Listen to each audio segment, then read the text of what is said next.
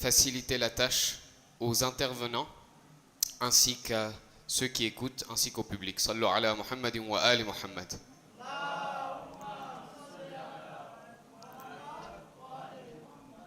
Rahimallahu man qara'a surat al-Fatiha.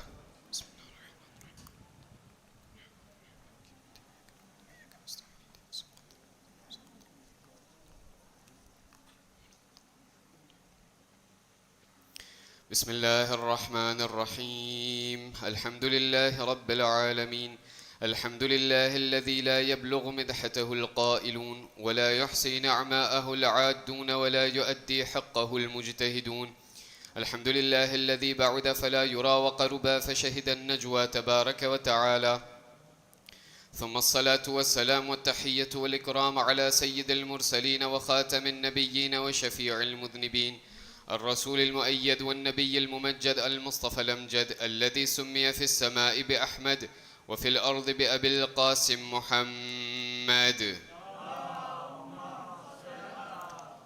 وعلى أهل بيته الطيبين الطاهرين المعصومين الذين أذهب الله عنهم الرجس وطهرهم تطهيرا لا سيما على الإمام المنتظر وحجة الله الثاني عشر ابن العسكري المنتظر ولعنة الله على أعدائهم أجمعين من الآن إلى قيام يوم الدين. أما بعد فإن الله الصادق العليم قال في كتابه الكريم القرآن الحكيم أعوذ بالله من الشيطان الرجيم بسم الله الرحمن الرحيم ربنا واجعلنا مسلمين لك ومن ذرياتنا أمة مسلمة لك صدق الله العلي العظيم.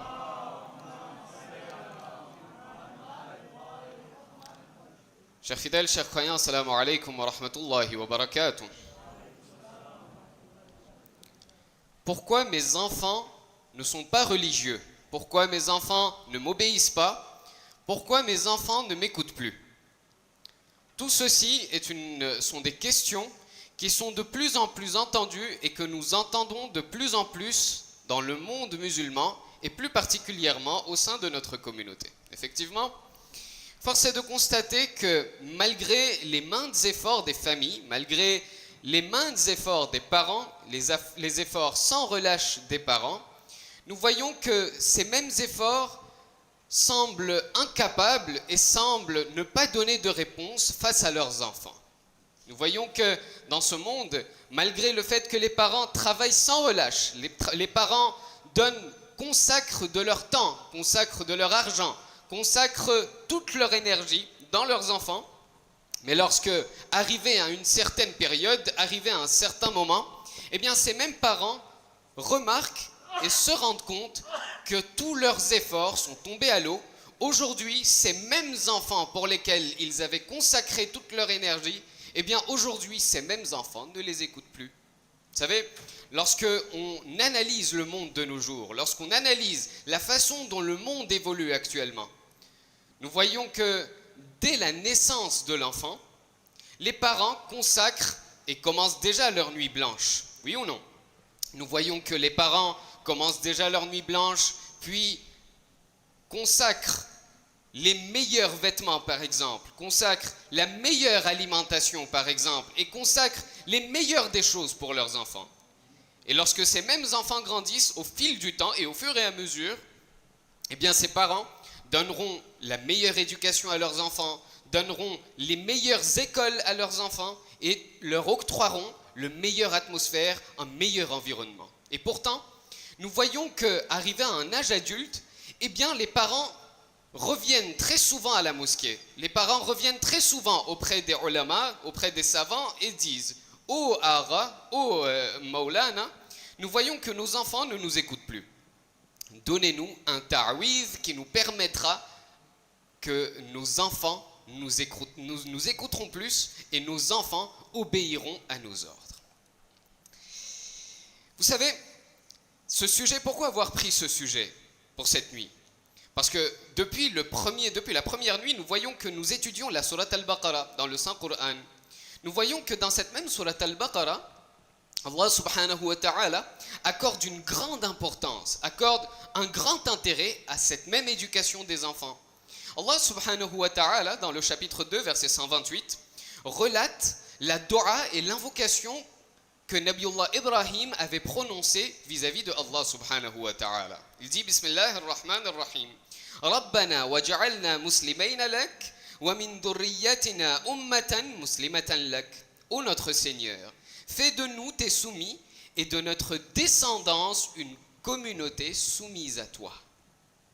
À un autre côté, nous voyons que notre sixième imam, Sadiq Ali Muhammad, Ja'far ibn Muhammad al-Sadiq, salawatullahi wa salamuhu alayhi,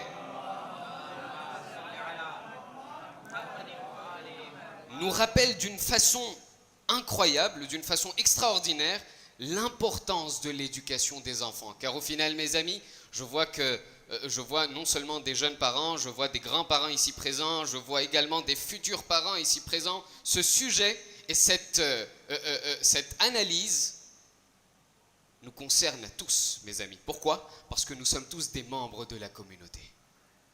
Nous sommes tous les membres d'une même communauté. Voyons ce que l'imam al-Sadiq nous dit.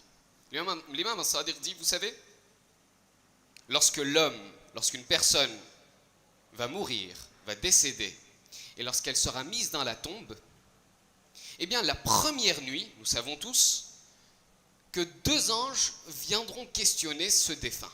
Ces 2 anges qui s'appellent Munkarin wa Nakir. Les compagnons demandèrent alors à l'imam al-Sadiq, ô imam, quelles sont les questions que les Munkarin wa Nakir vont poser à ce défunt, à cette personne ? L'imam al-Sadiq répondit 6 plus 3. Les compagnons répondirent alors, ô imam, 6 plus 3 égale 9. L'imam al-Sadiq rétorqua à nouveau, non, pas 9 questions. D'abord 6 questions, ensuite 3 questions.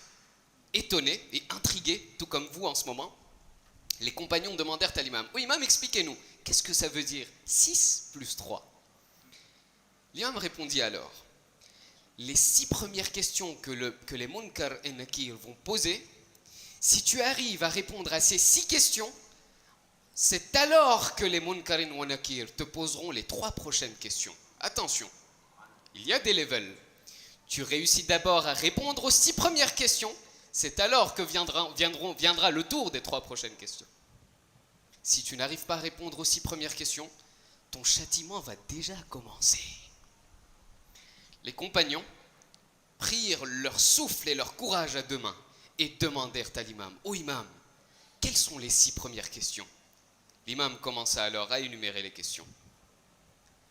Man Rabbuk, qui est ton Dieu ? Tu devras répondre, Allah est mon Dieu. Qui est ton prophète ? Muhammad sallallahu alayhi wa alihi est mon prophète.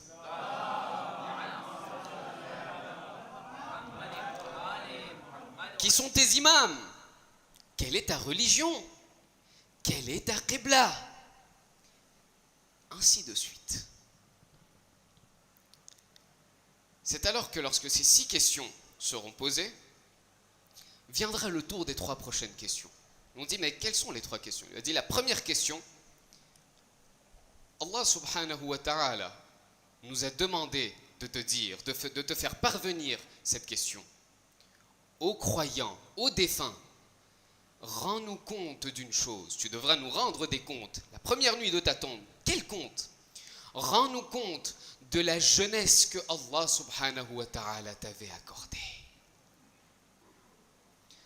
Rends-nous des comptes de chaque seconde, chaque minute que tu avais passée de ta jeunesse. Où est-ce que tu les as passées ? Première question. Si tu n'arrives pas à répondre, je ne vous dis pas parce que ce n'est pas le sujet et on risque de ne plus me donner le mimbar, mais on va directement passer, ça vaudra mieux pour nous tous. La deuxième question que les Munkarin wa Nakir demanderont aux défunts, ce que Allah subhanahu wa ta'ala t'avait accordé comme richesse dans ce bas monde, aujourd'hui, maintenant que tu es arrivé auprès de Allah, nous voudrions le hisab et le compte de chaque roupie que Allah t'avait donné. Deuxième. Et troisième et dernière question. Ô croyants, ô défunts, Allah subhanahu wa ta'ala, dans ta vie, 70 ans, 80 ans, 50 ans, 60 ans, 100 ans, Allah t'avait donné beaucoup de bienfaits. Allah t'avait accordé beaucoup de ni'mat. Allah avait déversé sa miséricorde sur toi. Allah t'avait donné une épouse. Allah t'avait donné des enfants. Allah subhanahu wa ta'ala t'avait donné une famille. Aujourd'hui, ô croyant, maintenant que tu es arrivé auprès de Allah, rends-nous des comptes. Où est-ce que tu as utilisé tout cela? Comment tu t'es comporté avec ton épouse? Comment tu t'es comporté avec tes enfants? Comment est-ce que tu t'es comporté avec ta famille? Ces enfants que Allah subhanahu wa ta'ala t'avait accordés, ne te dis pas que c'était tes enfants, hein? Ne te dis pas qu'il s'agissait de tes enfants. Ne te dis pas que ces enfants t'appartenaient. Non, ces enfants ne t'appartenaient pas. Ces enfants étaient un dépôt de la part de Allah subhanahu wa ta'ala. Aujourd'hui, nous voudrions que tu nous rendes des comptes. Qu'est-ce que tu as fait de ces enfants? C'est la raison pour laquelle, mes amis, il est essentiel, il est important pour nous de comprendre ce sujet, de comprendre le sujet de l'éducation des enfants, afin que nous puissions correctement rendre des comptes à l'avenir, au akhira, et afin que nos enfants puissent eux également suivre nos pas et les pas des Ahlul Bayt. J'aimerais quand même détendre l'atmosphère parce qu'en entendant Munkar Nakir, j'ai l'impression que vous voyez que je suis Munkar Nakir. Aidez-moi un tout petit peu avec un grand salawat ala Muhammad wa ali Muhammad.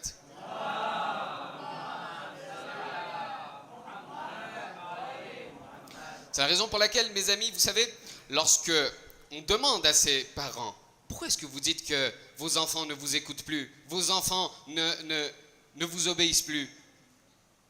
Ils vous diront, non mais vous savez, nos enfants maintenant sont devenus indépendants. Nos enfants sont maintenant devenus adultes. Nos enfants nous arrivent ici maintenant.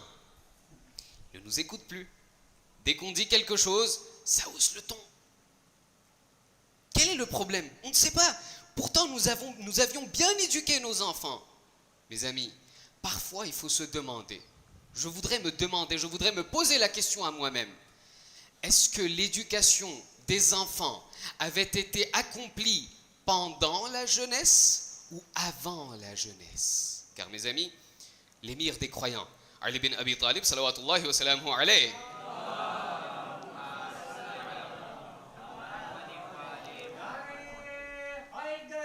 Ya Ali, l'émir des croyants m'apprend.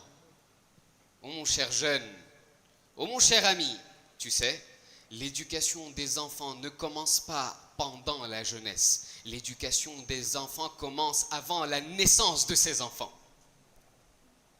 L'éducation des enfants commence avant leur naissance. C'est la raison pour laquelle, ô mon croyant, l'imam Ali qui dit, ô mon croyant, ô mon frère croyant, lorsque tu cherches une épouse pour toi, ne cherche pas laquelle est la plus belle, ne cherche pas laquelle est la plus jolie, ne cherche pas laquelle est plus ravissante. Non. Lorsque tu cherches une épouse pour toi, dis-toi en tête que je suis à la recherche de la mère de mes enfants. Lorsque tu recherches un mari, ô chère croyante, aux sœurs croyantes, lorsque tu cherches un mari, lorsque tu cherches un époux, eh bien dis-toi en tête que je ne suis pas en train de chercher le meilleur des maris. Je ne suis pas en train de chercher un prince charmant. Je ne suis pas en train de rechercher l'homme le plus riche. Non, je suis en train de rechercher le père de mes enfants. Pourquoi? Parce qu'il n'y a que ça qui sert dans l'éducation, mes amis. Mais où est-ce qu'on a tendance à avoir des failles dans notre vie, dans notre éducation? Vous savez, lorsqu'on étudie la vie d'un membre lambda dans la communauté, on a tendance à faire cette erreur. Je ne parle pas d'ici, je ne vous connais pas. Mais lorsqu'on parcourt le monde, il y a une chose qu'on remarque très souvent. Dans une maison, nous avons des parents, nous avons des enfants qui ont un grand âge, un âge disons 12, 13, 14 ans, qui sont du coup au collège. Eh bien, on a eu la chance de rencontrer des parents qui étaient de telle façon qu'ils avaient des enfants. Ils avaient beaucoup d'enfants, alhamdoulilah. De l'âge de disons 12, 13, 14, 15 ans. Eh bien, lorsqu'ils vont à l'école, nous avons un cours que l'on appelle la musique. Eh bien, les parents qui étaient tellement concentrés, assidus sur leur éducation, tu dois avoir 20 partout, hein, même en musique. Très bien. Lorsqu'on est allé voir ses parents en disant, chers parents, vous savez que la musique est haram, vous savez que la musique, ce n'est pas recommandé en islam, etc., etc., Eh bien, les parents nous ont directement répondu. Réponse qu'on entend très souvent. Mais laissez au cheikh, ce n'est qu'un enfant. Ce n'est qu'un enfant. Nous sommes-nous jamais demandé qu'est-ce qu'un enfant aux yeux de Allah subhanahu wa ta'ala? Parce que pour nous, jusqu'à l'âge de 16-17 ans, ce n'est qu'un enfant. Demandons à Allah subhanahu wa ta'ala ce qu'est un enfant. Allah subhanahu wa ta'ala dit dans le chapitre 24, Surat An-Nur, verset 31, Bismillahir Rahmanir Rahim.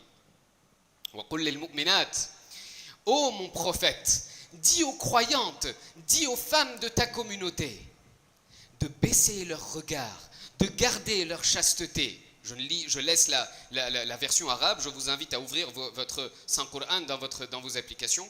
Allah subhanahu wa ta'ala dit aux prophètes, dis aux croyantes de baisser leur regard, de garder leur chasteté et de ne montrer leur parure, de ne montrer leur beauté qu'à certaines personnes de leur famille, à certains mahrams. Puis Allah subhanahu wa ta'ala cite quelques mahrams, le père et telle famille, et telle famille, et tel membre, et tel membre. Puis Allah subhanahu wa ta'ala dit أو الطفل الذين لم يظهروا على عورات النساء. Tu sais ce que c'est un enfant, ô prophète? Dis aux femmes de ta communauté que pour elles, lui son mahram, son père, son mari, etc., etc., ou encore les enfants, tout enfant qui ne sait pas encore faire la différence entre le bien et le mal. Aw-tifl, remarquez bien le terme utilisé par Allah, ou tout enfant impubère, la traduction du Saint-Coran, tout enfant impubère qui ne sait rien des parures et du corps de la femme. Mes amis, qu'est-ce que vous allez me dire? À 13 ans, aujourd'hui, de nos jours, à l'île Maurice, un enfant de 13 ans, vous allez dire que c'est un enfant? Mes amis, aujourd'hui, à l'âge de 9 ans, un enfant sait bien plus de choses que vous et moi. Et je pèse mes mots. Mais non, nous on dit que, oh là là, laisse tomber, ce n'est qu'un enfant. Le saint prophète Muhammad sallallahu alayhi wa sallam,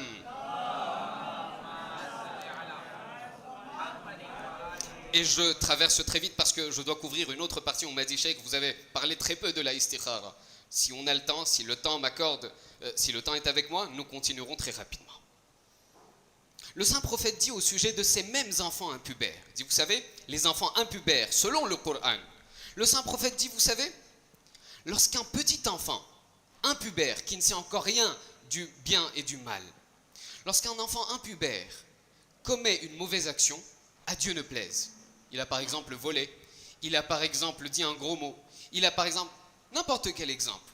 Lorsque un enfant impubère commet une mauvaise action, eh bien Allah subhanahu wa ta'ala ne note pas, ne compte pas cette mauvaise action dans ses amal et dans ses comptes. Puis le prophète poursuit. En revanche, lorsque ce même enfant commet une bonne action, lorsque ce même enfant accomplit une bonne action, eh bien Allah subhanahu wa ta'ala note cette bonne action dans ses propres comptes, dans les comptes de l'enfant, lui accorde les thawab à ce propre enfant, non seulement, mais il accorde également la dividende aux parents de cet enfant.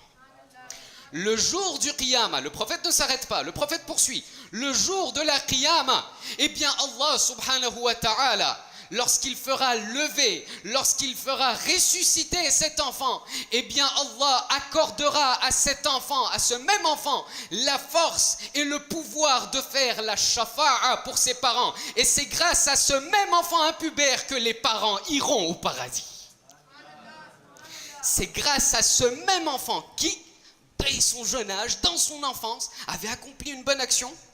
Allah lui a dit le jour de la Qiyamah, ô cher enfant, ô cher ami, ô mon serviteur, il y avait autrefois, lorsque dans ton enfance tu avais accompli une telle bonne action, aujourd'hui je te donne le pouvoir d'emmener tes parents au paradis grâce à toi. Vous savez pourquoi est-ce que l'islam accorde une grande importance à cet âge impubère, mes amis, cet âge insouciant, lorsqu'on dit non mais ce n'est qu'un enfant, laisse-le, il ne veut pas venir à la mosquée. L'enfant dit, mais je veux venir à la mosquée. Non, mais tu es fatigué, tu as école demain. Allah subhanahu wa ta'ala dit, l'islam dit, vous savez pourquoi est-ce que c'est si important cet âge? Parce que c'est à cet âge-là que l'enfant apprend plus vite et applique plus vite. C'est à cet âge-là qu'un enfant est comme une feuille blanche. Tout ce que vous écrirez là-dessus, ça sera enregistré. Cheikh Abbas al-Qummi a écrit beaucoup de livres, à part le Mafatih al-Jinan. Il a également écrit un livre du nom de Muntaha al-Amal. Dans ce même livre Muntaha al-Amal, eh bien Cheikh Abbas Qummi relate plusieurs bonnes actions, plusieurs actions à faire lors de la Ghaiba, l'occultation majeure de l'imam al-Mahdi, ajjalallahu ta'ala farajahu sharif.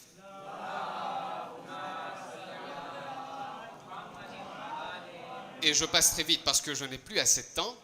Cheikh Abbas al-Qummi dit, vous savez, la plus grande des actions, la meilleure action à faire lors de la période de l'occultation majeure, vous savez c'est quoi? C'est attendre le Mahdi. Puis on lui a demandé, mais comment est-ce qu'on peut attendre le Mahdi? Parce qu'on peut faire beaucoup de choses. On peut rester les bras croisés, on peut attendre que le Mahdi arrive, on peut, je ne sais pas quoi, on peut rester devant Netflix. Quelle est la meilleure action? Comment attendre le Mahdi de la meilleure des façons?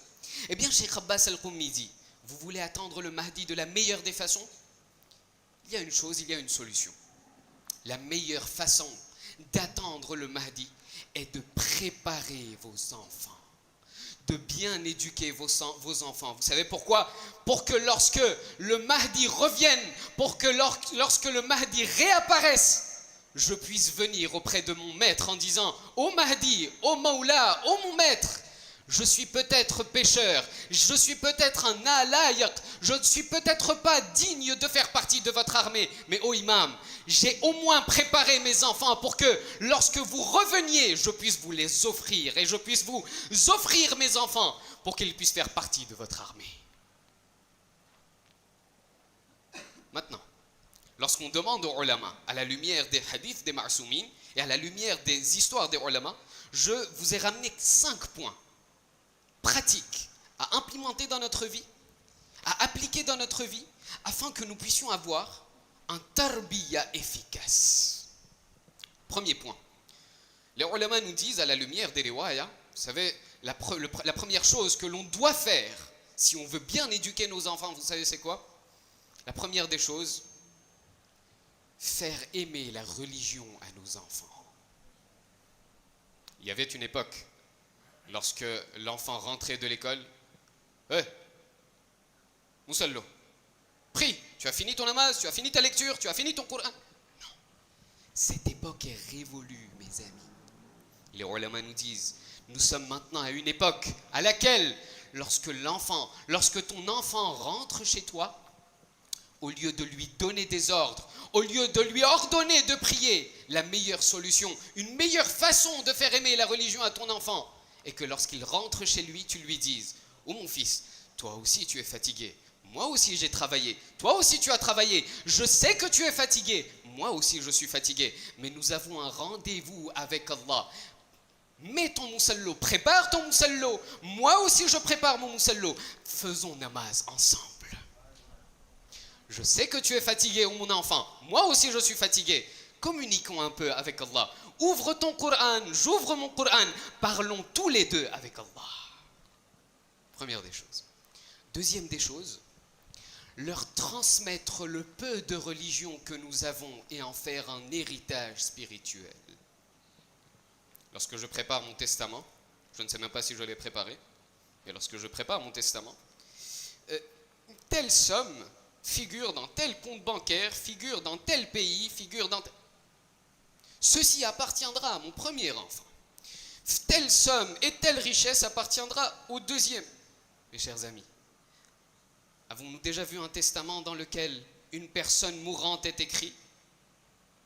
Tel, ô mes enfants, n'oubliez pas tel enseignement que je vous avais donné? Réflexion. Est-ce que j'ai déjà donné un héritage spirituel à mes enfants? Le peu de savoir que j'ai, est-ce que je l'ai déjà transmis à mes enfants en leur disant, quoi qu'il arrive, Que vous alliez à la mosquée ou pas, c'est votre choix, c'est votre problème. Mais écoutez au moins la partie de la religion que moi j'ai apprise et que j'aimerais vous transmettre.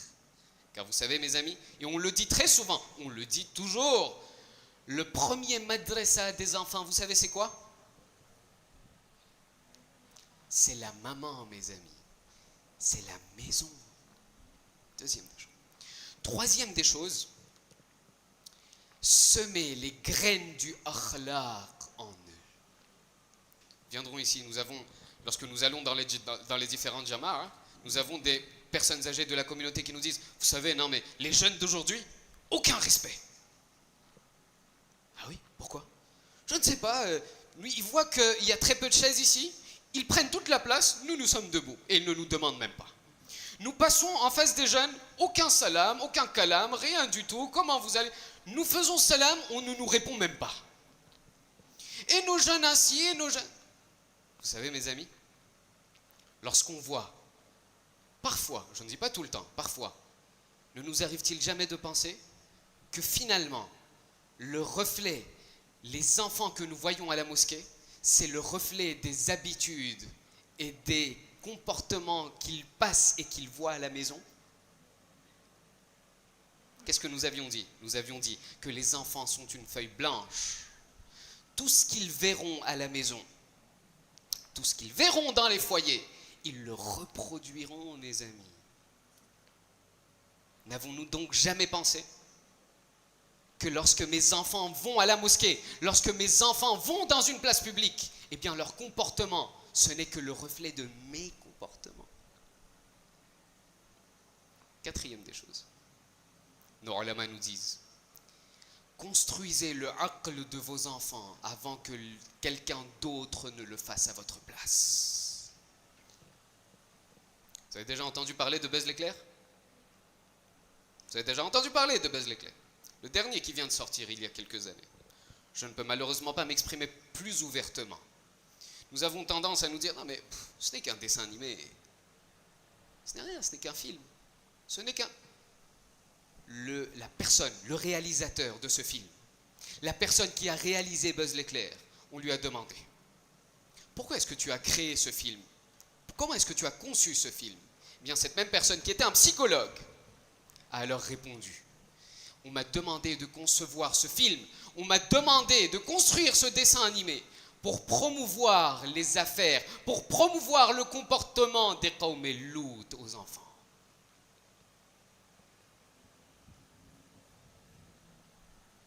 Je ne peux pas m'exprimer plus ouvertement.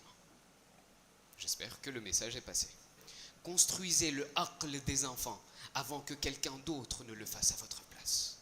Et cinquième et dernière chose, mes amis, apprendre et inculquer la sainteté des Ahlul Bayt, alayhim as-salatu was-salam.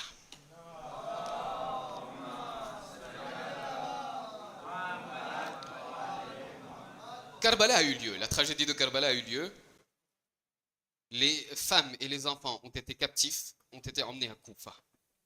Lorsque les enfants, ce n'est pas du Masaïb, lorsque les captifs ont été emmenés à Koufa, on a tendance à entendre, et nous l'entendrons bientôt, Inch'Allah, que lorsque les Haram sont entrés à Koufa, les gens lançaient des pierres sur les captifs. Mais nous avons tendance à sauter, à omettre ce détail. Ce n'étaient pas les Koufites eux-mêmes, ce n'étaient pas les parents qui jetaient des pierres, ce n'étaient pas les parents qui lançaient des pierres, c'était les enfants des Koufites. Vous savez pourquoi? Car dès le jeune âge, dès l'enfance, le brainwashing, on commence déjà. Ce sont des captifs, hein. Ce sont nos ennemis, ce sont les ennemis de l'islam, ce sont elles. Mes amis, lorsque Sayyida Zainab salamullah alayha a vu,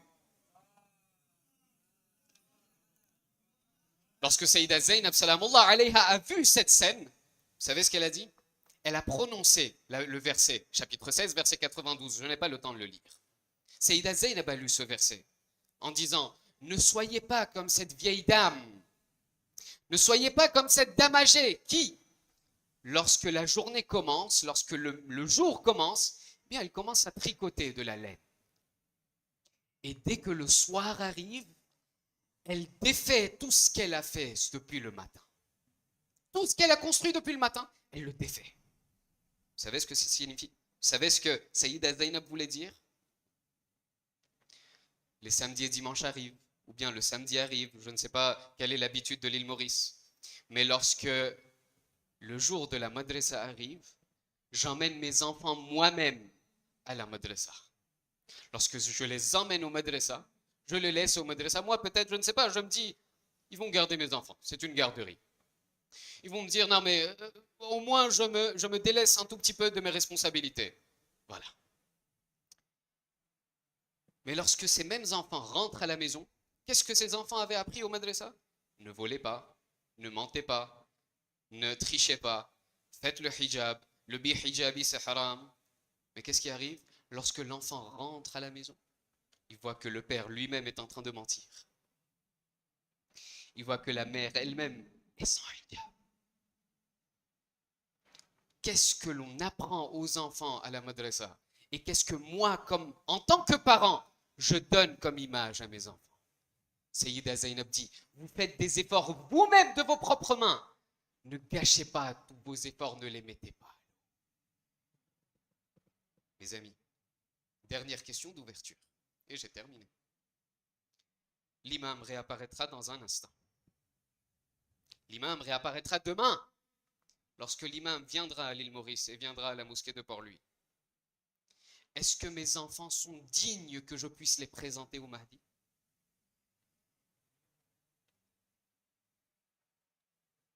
هذا والحمد لله رب العالمين إن الله وملائكته يصلون على النبي يا أيها الذين آمنوا صلوا عليه وسلموا تسليما